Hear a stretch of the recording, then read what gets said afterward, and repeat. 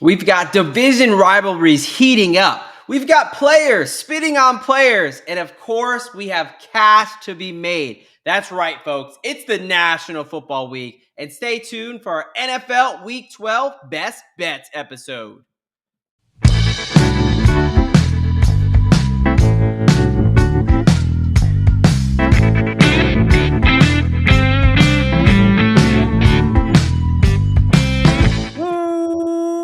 Welcome, football fans, to another edition of the Degen Talks. What is up, folks? NFL Week 12, double digits already. The year is rolling by, but don't worry, there is plenty of time to make some cash. That's what we're hoping to do today. What's up, folks? I'm one of your hosts, the Degen Doc, and more importantly, I'm joined by my brother in degeneracy, Mr. Derek Bennett, aka Professor Locks. How we doing tonight, brother? Can't believe it's already week 12, dude. Like, we got Thanksgiving. We got Thanksgiving in next week.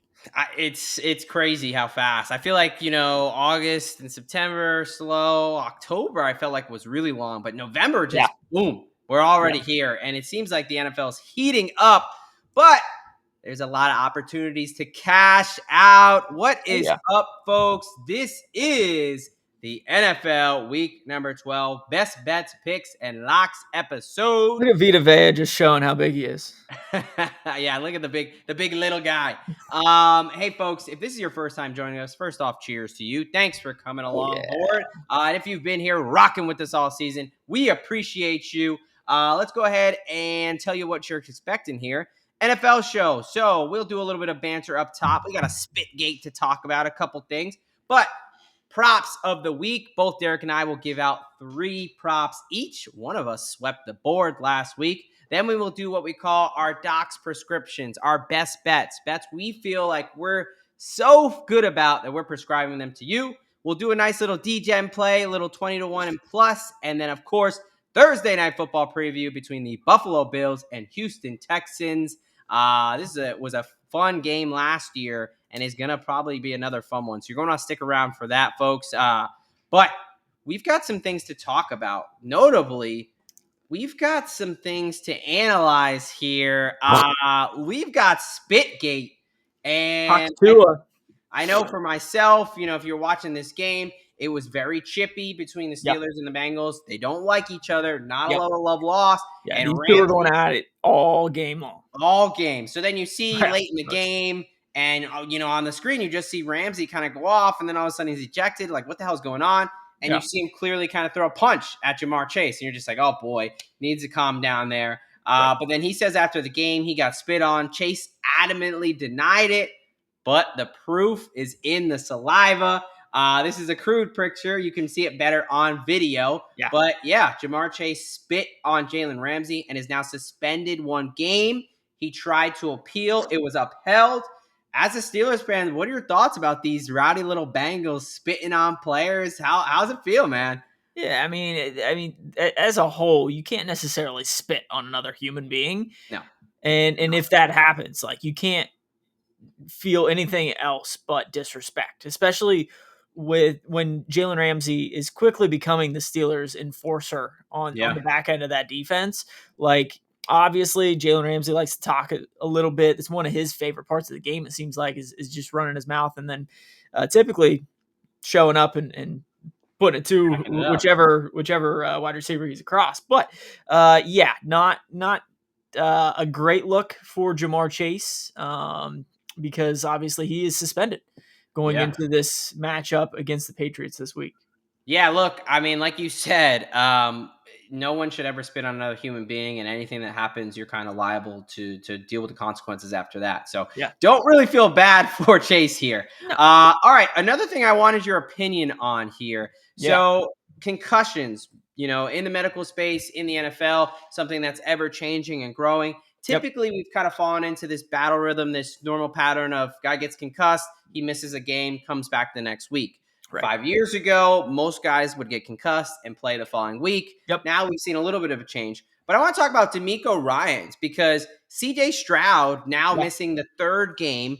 Jalen Petrie, the safety, missing at least his 2nd game. seems like DeMeco Ryans, and he's ruling these guys out pretty early. Yeah. You typically have until the day before to clear. Right. You have until game time technically to clear the concussion protocol. Yeah. I was curious, what do you think? Do you think it was because he's a former player that he has like it seems like he's, very ultra conservative on concussions, or do you think this is just, the medical team? Like, do you think DeMeco Ryans has any say in this with him being Yeah. a former player? Because it is a little bit strange, and it may be for the best, but I'm just curious your opinion. Yeah, no, I think it's definitely a more conservative route than basically any other organization that we see in the NFL, NBA, MLB, across sports as a whole. Yeah, I guess I don't know if it's necessarily him trying to protect players now that he played in the era where guys were banging around and getting concussions left and right, and Right. either stay in the game or play the next week. And he might have some friends or himself that is still dealing with some stuff. But it's hard to say whether it's him, whether it's the medical team. Right. As a medical professional, I don't necessarily mind it to a certain extent. Yeah. I think it's Yeah. one of those things where health wise, it's probably a good thing. Yeah.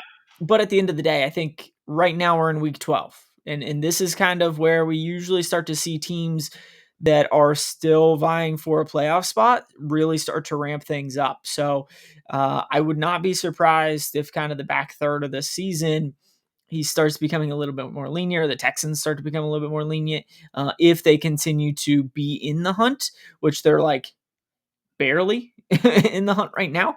Yeah, So right. we'll see. Yeah, no, just curious because that is something to kind of monitor there. Yeah. All right, NFL Week 12 bye weeks. We've got 4 teams on bye this week. We've got the Denver Broncos, the LA Chargers, Miami Dolphins, and Washington Commanders coming off that awful, awful, awful Madrid game. Another international game that gave us a shit product. I don't know why we're doing it, but hey, money talks, I guess. Look, NFL recap. Last week, week 11, we got back to our winning ways in Thursday night, mostly thanks to Derek, especially Justin Fields, that anytime touchdown cash, and Jets push for us, but Fields and the Brees Hall under came through. So it's nice to get back there. That was, again, we had 11 weeks. We've only had 2 losing weeks on Thursday night, so we continue to crush there. Fields rushing, his touchdown was definitely helpful. The fumble in the fourth quarter, on the other hand, cost us the cover, cost us. I guess he pushed, but man, Trevion Henderson's. We took his under attempts. That probably would have hit. Right. So, at the end Fields, of the day, it's still profitable. Classic Justin Fields experiment. Some good. 1 step forward, 2 steps back. Yep. Derek, 3-0, sweeping on his props. So I hope in last week you were listening to him and not so much myself on the prop side. And then the locks, wasn't a great week for our locks there. The Giants and Cowboys were the only one who respected some coin. But we're looking to bounce back in the locks department. But who's not looking to bounce back, who's looking to continue rolling forward, Mr. Professor Locks here. Let's hear these props of the week, baby. NFL week number 12. What's your first prop for the people? Yeah, so let's start out. I don't know. Let's start out in the desert with the Jags and the Cardinals. So in this one, I really like the running back matchup going up against the Cardinals. So I'm going to take Travis Etienne over 61.5 yards. And basically the thought process behind this is the Cardinals are giving up around 100 yards on the ground to running backs each of the last 4, 5, 6, 7, 8, 9 weeks. They've given up over 60 yards to opposing running backs. So they've been on a streak here. The last 2 weeks they've given up over 100 yards themselves. And Travis Etienne has gone over this number 2 of the last 3 weeks. The third one he missed it by 3 yards. So I do think that Travis Etienne is in a good spot here. So I'll take his over. Yeah, no, I like. We'll get to that game, but I do like the game script of the Jags being able to run the ball and get the ball moving there. So for myself, I'm gonna go with an over as well to start us off. Give me Mr. Tyrod Taylor, the new Jets QB1 That's right. over 179.5 passing yards at -110. Going up against the Baltimore Ravens, look, they're a 13.5 point underdog. So Grameskip probably tells you they're going to have to throw the ball. This is a Ravens defense that's given up over 230 yards on through the air. Is a bottom 10 passing defense. I know they brought in Alohi Gilman. He's shored some things up, but you still got Marlon Humphrey not practicing. Yep. Hamilton popped up on the injury report today, is not practicing. But I just think it's a situation with Tyrod. Like, the dude can still sling it. I mean, even Yeah. at 36, like, Definitely. they want to bring him in to be able to throw the forward pass. The Yep. Jets have not been able to do this year. He's played 3 times this year. One was against Carolina, basically played a half. He had 126 yards there. And then when his only start was against Tampa Bay, that was a 29-27 game. He threw for 197 yards there. Yep. You've seen some guys here in A.D. Mitchell and John Mechie. They've got a young wide receiver core. So game script and just Tyrod, man. I'm going to trust Tyrod. He can still sling it. We'll save it for the Degen, but I can see right now him throwing some deep balls to A.D. Mitchell. And if he catches them, we'll see if he can hold on to them. But right. He was getting open. Yeah. And this Ravens defense is susceptible to the long ball. So I think by pure volume, I think by big playability, I love Tyrod to pop over here. This is probably my favorite one, and I will be laddering this because it's so low. Yeah, right? So, sure. JJ McCarthy threw for 240 against this defense. Tua threw for 250 plus. Like, Yep. For Tyrod to do that, I think is very reasonable. So that's where I'm going with my first prop. Give me Tyrod Taylor over 179.5 over on Bet365. I like that one as well. Let me switch back to the Bengals and Patriots game that we were just speaking about just a few minutes ago. And let's talk about a tight end on the Patriots sideline, Hunter Henry. I'm going to take his over as well at 40 and a half receiving yards. And basically, I just think that the Bengals suck against opposing tight ends. I mean, they give up over 80 yards a game to the opposing tight end. If we look at the past 4 weeks, this past week they gave up 86 yards to the tight end, 128 the week before, 58 the week before, 141 going back 4 weeks here. So clearly over that 40 and a half.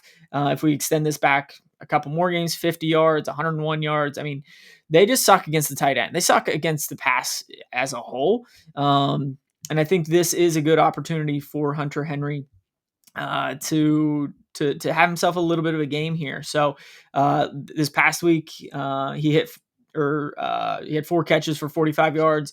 The week before that was a little bit of a downer against Tampa Bay, but then the week before, again, 4 catches for 51. So I think Hunter Henry is going to be a good one this week.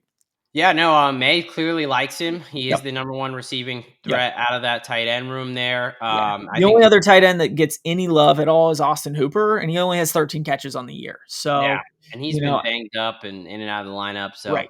No Trey Hendrickson, likely no Cam Taylor-Britt for that defense.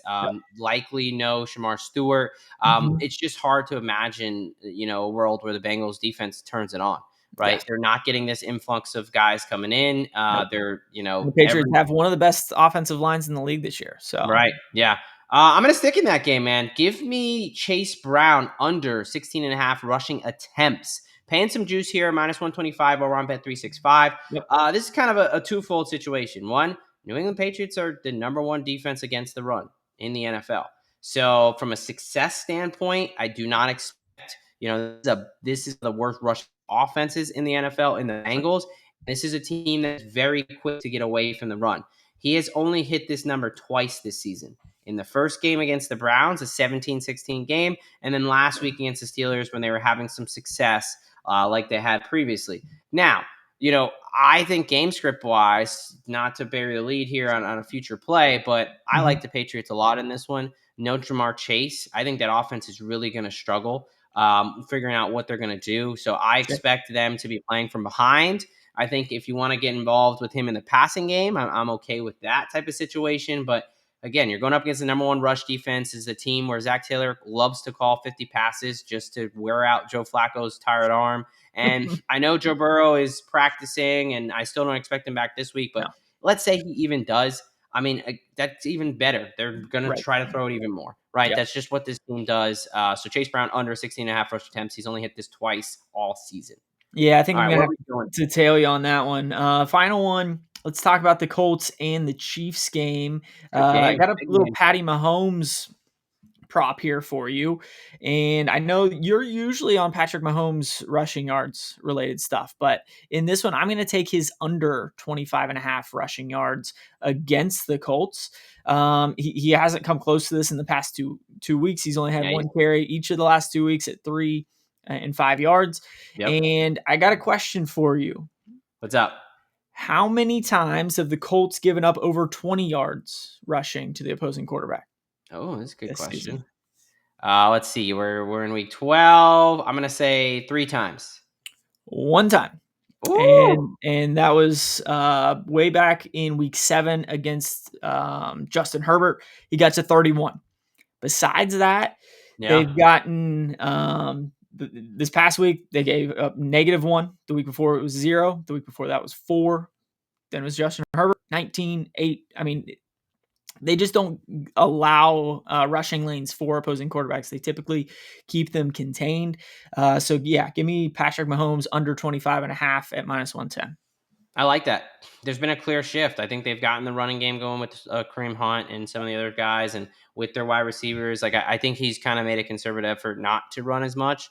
They need to start picking up some wins if they want to get this done. So Right. there's a little bit of that concern, but Yep. it's not a prime time slot, because I think that's a 1 p.m. kick, right? It is. Yeah. So yeah, no, I kind of like that. There's been a clear shift in Mahomes' play and how he's kind of staying alive for the pass and not really looking to pull it down. Right. All right, my final prop here: Darnell Mooney over 45 and a half receiving yards at -110. This is a little bit of a situation of who else is left in that wide receiver room. Yeah. Drake London has already been ruled out. Michael Penix is now getting surgery for an ACL tear. So you got Kirko Cousins coming in. Yep. Look, I think this is a situation where Atlanta's reeling. They're losers of like 5 or 6 in a row. Now they go to New Orleans. New Orleans actually favored. I think they're going to have to figure out something through the pass game. And when we look at last season, I know Darnell Mooney's he's been injured. He's had not a lot of opportunities this year as far as it's not connecting. But with Kirk Cousins, he's mostly, let's go through some of his game scripts. 88 yards, 66 yards, 3 catches for 57, 9 for 105, 5 for 46, 86, 88, 96, 142, 82. Like he Yep. was on, right? And a lot of that was with Kirk Cousins. So Kirk Cousins comes in, has to be the backup quarterback. He's going to go to reliable here. No Drake London, so it's going to have to be Darnell Mooney. And they've been trying to get him the ball. I mean, he's had 7 targets last week, 8 targets the week before. They've just not been converting. I think this is the week where, we start seeing this. I think ultimately he's going to have to be the wide receiver 1. It's a pretty low number against the Saints defense that's okay against the pass, but if Atlanta, they're not just going to be able to run the ball 50 times against the Saints team. They're going to have to throw. So I like Mooney here. I'll give it with the low number, and, he's going to have to be the guy with no Drake London. Sure. All right, quick props recap here. For Professor Locks, he's got ETN over 61.5 rushing yards against the Cardinals, Hunter Henry over 40.5 receiving yards against the Bengals, and Patrick Mahomes under 25.5 rushing yards against the Colts. For myself, give me Tyrod Taylor over 179.5 pass yards, Chase Brown under 16.5 rush attempts, and Darnell Mooney over 45.5 receiving yards. All right, folks, it is time for my favorite section of the show so far. Not so far, but generally. But these are bets that we like to call Doc's prescriptions, bets we feel so good about that we are prescribing them to you. We're each going to give out 4 locks for the weeks. Think, spreads, over, under, kind of those type of things. Yep. Let's let you kick it off, my friend. Where are you taking us first for NFL Week 12? Let me take you over to Baltimore with the Ratbirds. I think, the Ratbirds have basically had 2 separate seasons to this point. They started off, I think it was like 1-4. Right. And now they're all of a sudden, or 1-5, I guess. And all of a sudden they're 5-5. They've won 4 straight. They've looked much better since Lamar has come back. Got a pretty big win up there in the mistake on the lake in Cleveland last week. And I think this is just a situation where the Jets are reeling and they've switched over to Tyrod. I still don't necessarily think that he's going to give them a massive boost at the quarterback position. We're 2 weeks out of the trades that the Jets have made. I don't think that that defense is going to hold up quite as it did the week after those trades. I think some Yeah. of those guys were just playing up to the situation, kind of a thing. I don't think that's going to necessarily continue after a losing effort in New England last week. So if Baltimore is going to come back and win this AFC North, they're going to have to start taking care of teams like the Jets that just suck. So give me the Baltimore Ravens laying a big number at 13.5. Yeah, no. I'm gonna go earmuffs on the part where you said you don't think Tyrod gives him that much of a boost. I'll just let that slide. But I winning in Baltimore, that's what they do, right? This is gonna be a hard spot for the Jets. Yep. Yeah, we're gonna go from one big number on your end to a big number on my end. Give me the Seattle Seahawks minus Okay. 13.5 going to the Tennessee Titans here. Yep. Seahawks coming off of that big primetime matchup with the Rams, 21-19 game, 2-point loss. They missed a 60-yard field goal at the end. I think it's a nice bounce back week for the Seattle Seahawks. Sure. Seahawks are a team that are really good on the road. They're 4-1 Yep. on the road, and they're really good at winning by margin. If you look at their Mhm. last couple games before LA, they played the Cardinals at home. They won by 22. They played against Washington. That was a double-digit victory. Would have covered 14 plus.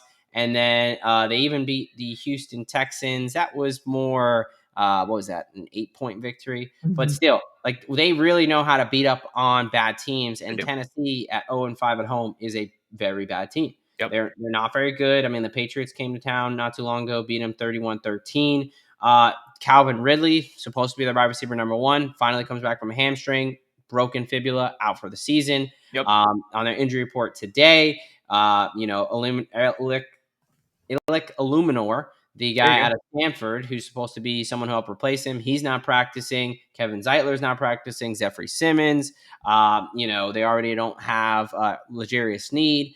This is just a team where last week I thought was a get up spot for them. Yep. They, gave it their all. Cam Ward looked a little bit better, and they still lose that game. Sure. So it's a little bit of what do they have to play for? And I love Seattle on a bounce back. Give me Seattle to cover the big number here at the 13.5.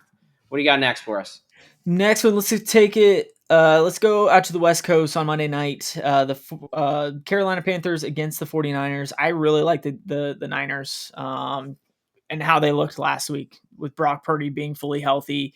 That offense looked different, and they put up 41 points against a Cardinals defense that is shaky at times for sure. But I think that Brock Purdy definitely makes a difference in that offense. They're fully healthy or getting close to being fully healthy, much healthier than they were earlier in the season. Yeah. And I think on Monday night, San Francisco is going to kind of ball out here and cover this 7-point spread.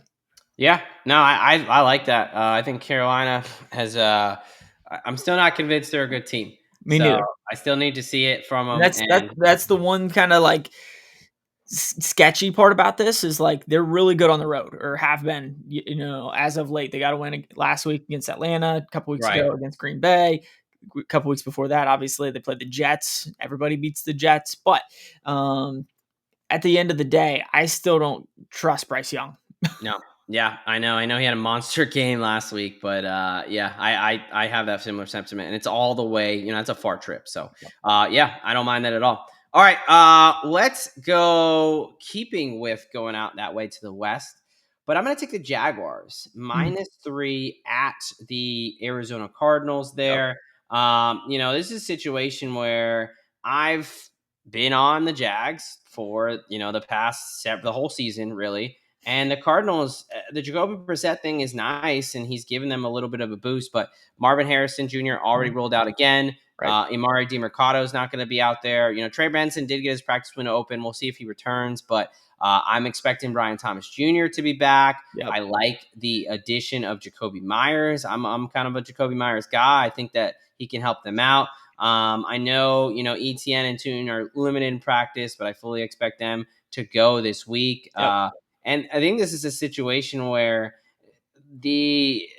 no Kyler Murray. Like, how long could that bump of Jacoby Brissett be? I think that magic is wearing out a little bit. I mean, Jacoby Brissett threw for what? He had the most completions in a game and threw for a shit ton of yards, and they still got beat by 19 points. I mean, it wasn't even close, right? So last couple of weeks, they've lost 41-22, 44-22. They beat Dallas, but then, they lost to Green Bay. They're just losing. They're 1-4 at home. This is not a good team. Meanwhile, the Jags 2-2 on the road. Really nice effort against the LA Chargers. I think the Jags understand, like, if we want to be a playoff team, these are games we have to win. Yep. So give me the Jacksonville Jaguars to go into Arizona and knock off those Cardinals and cover the 3. Jags -3, -105 over on Bet365. Yeah, no, I also have the Jags as one of my locks for this week. I think on one hand, I really like Travis Etienne in that running game against this Cardinals defense. But Yeah. you mentioned it, Brian Thomas Jr. is back. You add a guy like who they just trade for, just blank. Oh, Jacoby Myers. Right? Jacoby Myers. That offense has looked pretty solid over the past few weeks. Yeah. Scoring at least 29 in all 3 of the last 3 weeks, and the Jags are another team that are very streaky, and they started off the season really hot, lost 2 or 3 games in a row, have looked a lot better the last few weeks. Obviously, they lost to Houston in that division matchup, but like you said, had a really good outing against the Chargers at home this past week. I think their winning ways continue out there in the desert. Yeah. Also, the Cardinals are beat up on the back end. Will Johnson still not practicing. Max Mellon beat up. Garrett Williams, they're still on the injury report. So one to watch there. All right. I will kick it to a division rivalry game here. We've got a couple this week, but I'm going to talk about the NFC North in particular. Let's talk Minnesota. Give me the Minnesota Vikings, the road Vikings at +6.5 here. I just think this is a situation where it's too many points. Going against Green Bay, I'm not convinced that Green Bay is a good team still. Like, they lost to Carolina, okay, losing to the Eagles, but 2 games at home. And then against the Giants, man, they got really fortunate that Jalen Hyatt didn't run a route. Like, Jameis Winston was kind of working that defense that's supposed to be super vaunted. And I think this is a situation where the Vikings play their division rivals really tough. They beat the Bears in week 1 with J.J. McCarthy. Then they won on the road with J.J. McCarthy and beat the Lions 27-24. And then last week at home, 19-17 game against the Chicago Bears. I don't think these Green Bay Packers team with no Tucker Kraft and still likely no Josh Jacobs too, who's a huge part of that offense. I don't think they can win by margin. I think, it's going to be a close game. I think it's much closer to a field goal game. Look, I get it. J.J. McCarthy looks terrible for 95% of the game. But you still have Justin Jefferson, you still got Naylor, you still got dudes, and you still got a very aggressive defense against Jordan Love, who I still can't trust. So, I wasn't expecting myself to be on this side. I think it's just too many points for a division rivalry game. So, give me the Minnesota Vikings plus the 6.5 here. Yeah, I also looked at that one. Ended up going a separate way to wrap up my locks for this week, and I'm going to take the Atlanta Falcons, even though they're beat up on the road going up against the New Orleans Saints team that is a little feisty. But I think this really comes down to 3 things. One, who's going to be the best player on the field in this game? Bijan Robinson. He's a Falcon.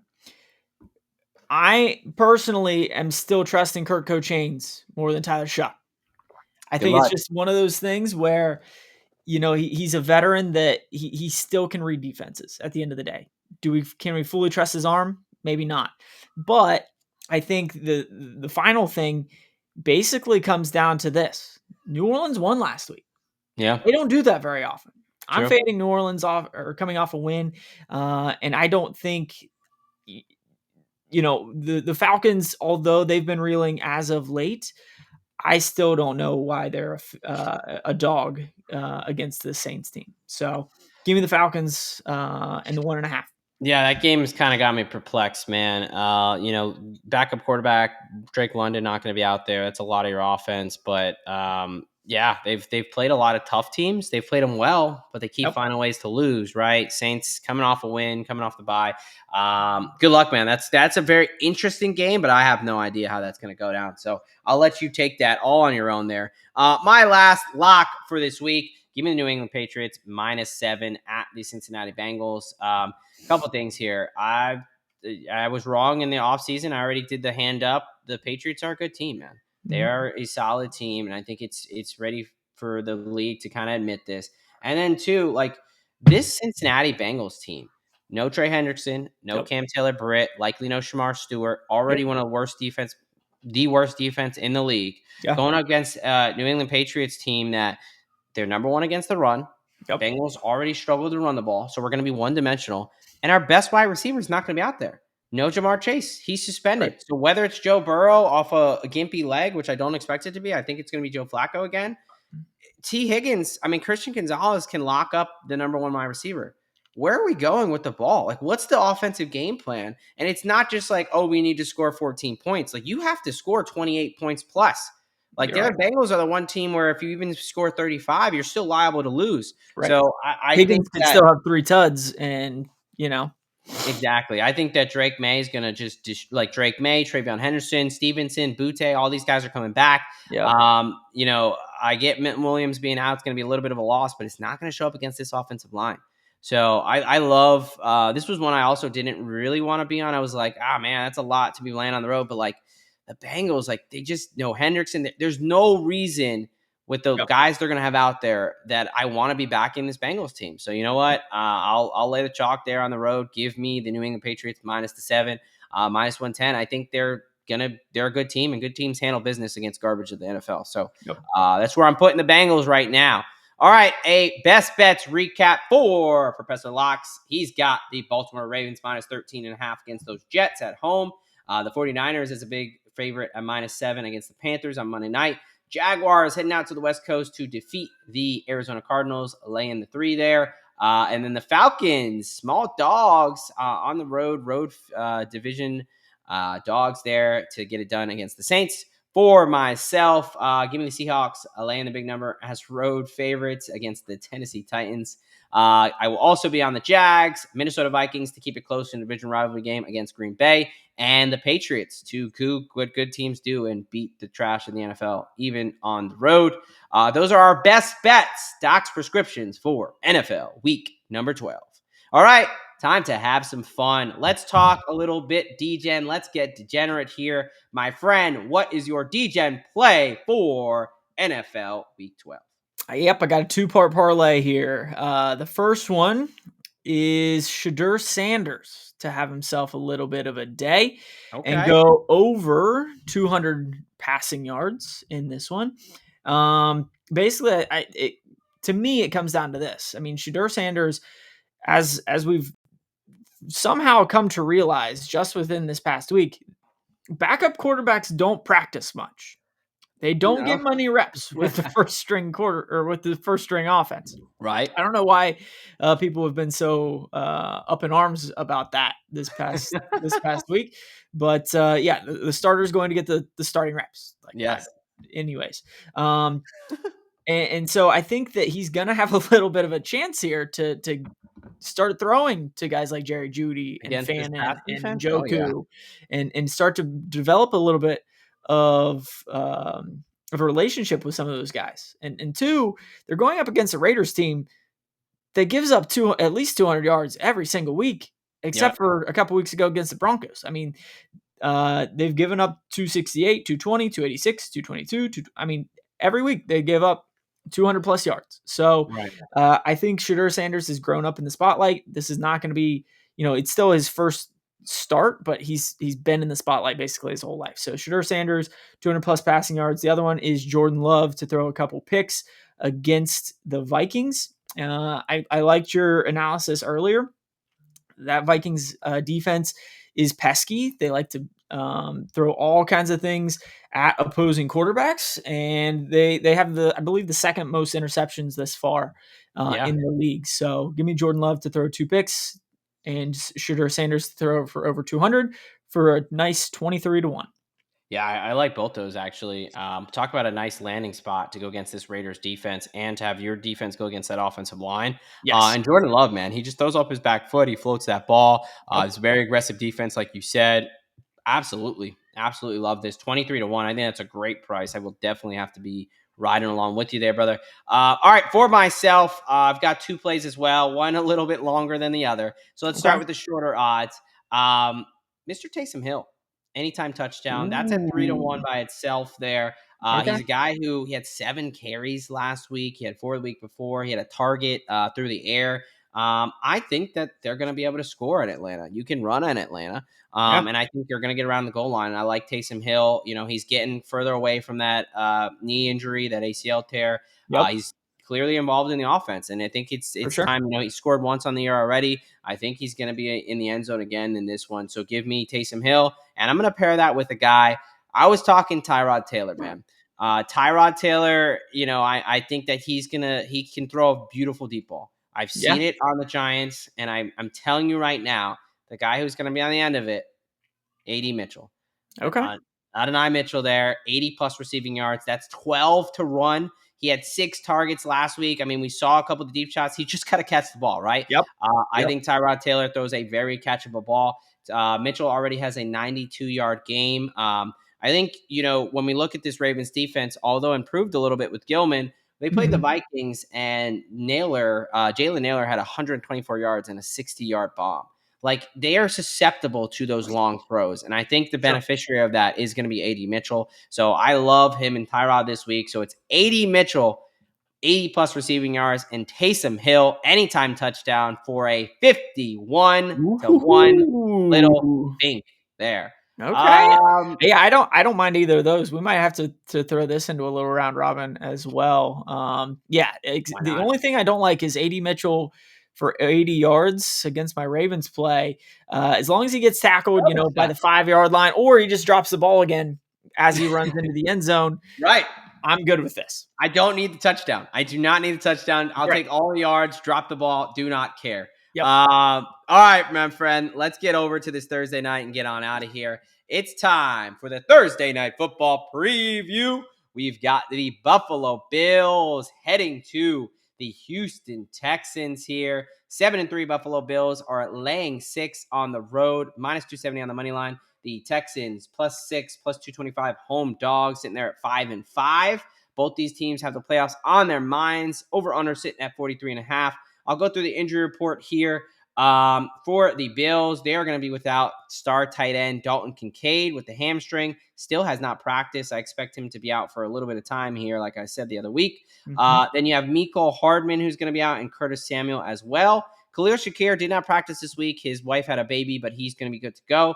And then defensive tackle Fedarian Mathis is questionable. Now, on the Houston Texans side of the ball, you've got CJ Stroud, quarterback, and safety Jalen Petrie already ruled out for this game with the concussions. Yep. Jamal Hill, linebacker, also ruled out. But who is back and should be good to go? Kicker Kyami Fairbairn is back. That's right. All right, brother. Where are you going in this one? You got a side, you got a game pick. What are we doing here? Yeah, I mean, ultimately, I think this is going to be another ugly Thursday night game. I think this is going to be a pretty low scoring one. So give me the under 43.5. As far as, a side, this is a tough one because on one side you have, the MVP in Josh Allen, who's been balling out, had just, 6 touchdowns this past week. On the other side, you have a Davis Mills squad that has looked pretty good over the last couple of weeks and have gotten a couple wins since he's gotten in there full time. So, I don't necessarily think that I can fully trust Davis Mills, but I also don't know if I can fully trust that Buffalo defense to fully stop them at the same time. So I'm going to stay away from the side. What are you thinking for this one?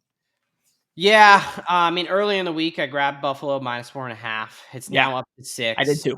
I was thinking whether it's Mills or Stroud, it doesn't really matter to me that much. The Yep. offense doesn't change. I just think they're going to have trouble scoring for the Texans. But I'm ultimately, I think you said this as well. I'm on the under 43 and a Yep. half right Yep. now at this Yep. point, because You Texans are the number one defense in the NFL from a yards perspective. This Sure. is going to be an ugly, like grinded out game. I just don't really trust Davis Mills. It was an ugly, 16-13 win over the Tennessee Titans. I think the Bills are going to be motivated for this one, but it's Thursday. This short week stuff, man, Yep. it's tough.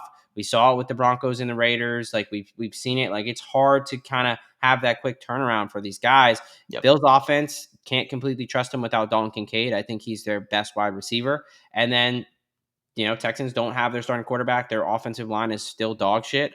Yep. And outside of Nico Collins, they're going to have to really try to commit to the run to really have some success here. So, both on the under. Where are we going from a player props perspective?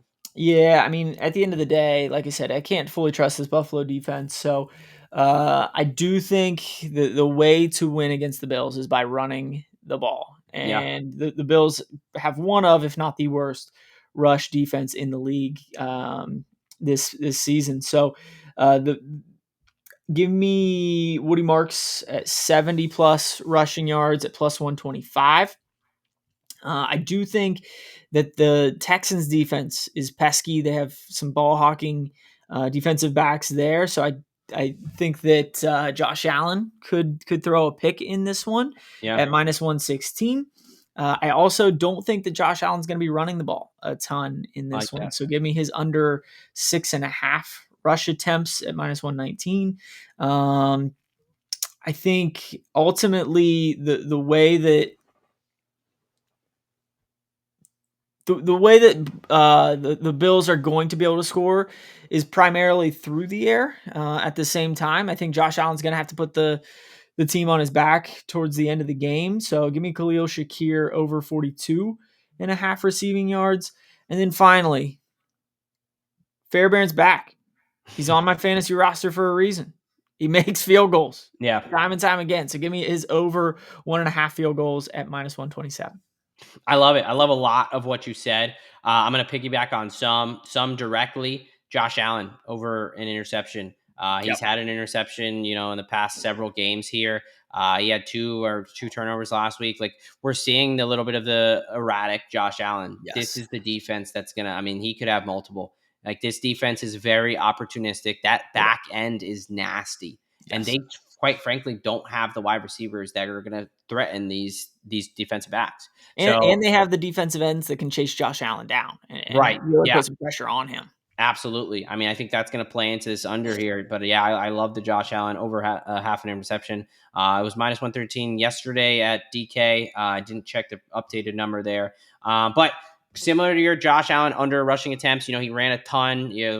First off, 3 touchdowns, 3 rushing and passing. Are you fucking kidding me? What a stud that guy is. But yeah, I think they're going to want to give him a break here. So I'm going to go James Cook over 17.5 rush attempts at minus 111 and over 74.5 rushing yards at minus 111. Look, Texans are the 3rd best rushing defense in the league, but Buffalo is a top 5 rushing offense. I think this is good on good. And I think they're just going to this is going to be a grinded out game.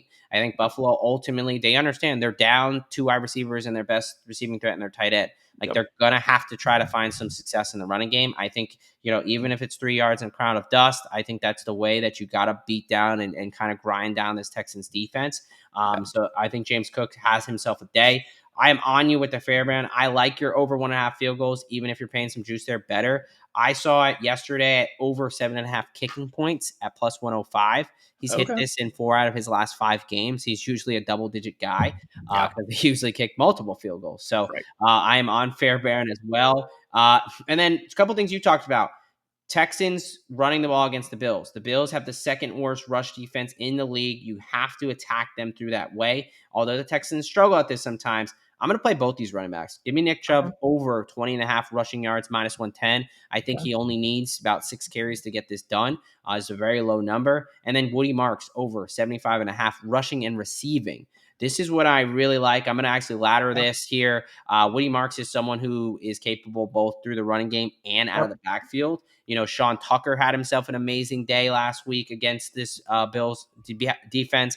I think that, both threats through the air and on the ground. I really like Woody Marks. If you go 100 plus yards, that's plus 260, and 125 is plus 700. So yeah, I like the Texans running backs. I like James Cook Of course, we're on Fairbairn and the Allen interception. I have a couple Degen plays I'll throw out there. Do you have anything else? I don't want to take too Nope. much of the Nope. You're spotlight. good. All right, I'll go through them really quick. I got to talk defense. I really wanted a Daquan Jones, but I haven't seen his number out. This Texans secondary or Texans offensive line giving up a ton of sacks, Yeah. particularly to defensive tackles and blitzing guys from the blitz, right? Mm. So didn't see the defensive tackles on either. We'll see if it comes out tomorrow. Daquan Jones is the one I would say. But Cole Bishop, 2 sacks on the year, 8-1 to have a sack in this game. So it's a bit of a long shot, obviously, but he's the one that they like to blitz from the secondary there. So I think that's a susceptible to this offensive line. So 8-1, definitely a bit of a long shot. Like I said, I like the D tackles better, but they're not out there yet. A couple guys to score a touchdown. Jackson Hawes, 2 touchdowns on the year. No Dalton Kincaid. They run plays for him in the red zone. And then on the Texans side, Xavier Hutchinson.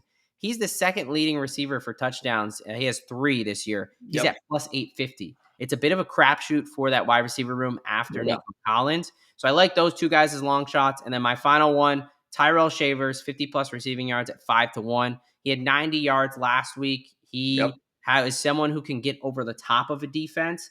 Josh Allen has the arm to throw it down there. They're down 2 wide receivers already and Kincaid. So I like this game to get a little bit weird there. So this is the game I'm going to play some darts, some long shots. But ultimately, both on the under. We like Josh Allen to not rush, but throw an interception. We are both on Woody Marks and Cammy Fairbairn. And we think this is going to be a grinded out, ugly game. Man, I feel like we gave out a ton of winners this episode. What do you got for the people before we get out of here? Well, as always, I don't like to beg, especially once we're getting close to holiday time. But if you can just press that subscribe button, that like button, we would greatly appreciate it. Make sure our bosses continue to support us. Make sure that we can keep the channel free, so that way you guys can profit alongside with us. You're doing your injury report tomorrow night. Talking offense, talking defense over at IDP Plus. A lot of defense, some offense. And then we did our college football episode a couple nights ago. Threw out a bunch of winners over there as well. So as always, appreciate the support. If you want to throw your comments down there, tell us who you're backing this week. We don't mind profiting off of you guys sometimes too. Yeah, we will take winners, man. We're winners are very welcomed here in this community. But Derek said it, man. We are very close, closing in on that 1,000 subscribers. That's been the goal all season. You guys have been crushing it. We really appreciate you. Hey, look, stay safe. We've got a great slate of football. Only 2 full slates of college. So if you want to get in on that, check that out. But hey, the NFL is king, and that's where we make our money, baby. So you know what they say. A lock a day keeps the bookie away. And here at the Degen Docs, we've got your prescription. From Professor Locks and Doc here on DFSG Plus, we are out of here.